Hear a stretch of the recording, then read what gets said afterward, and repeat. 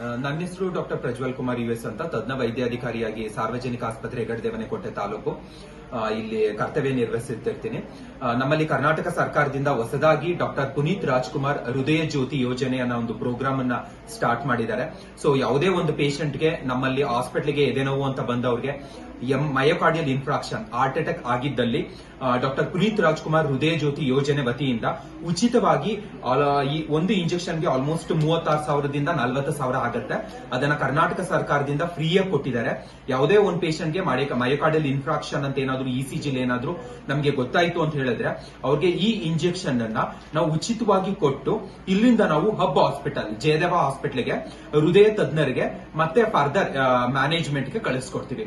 So ಎಲ್ಲ ಯಾರ ಹತ್ರನು ಇದ್ರಲ್ಲಿ ₹1 ಆಗ್ಲಿ 1 ಪೈಸನು ಇದನ್ನ ಈಸ್ಕೊಳ್ಳಲ್ಲ. ಇದನ್ನ 36,000ದಿಂದ 40,000 ಆಗುವಂತ ಇಂಜೆಕ್ಷನ್ ಅನ್ನ ನಾವು ಫ್ರೀ ಆಫ್ ಕಾಸ್ಟ್ ಪ್ರತಿಯೊಬ್ಬರಿಗೂ ಕೊಡ್ತೀವಿ.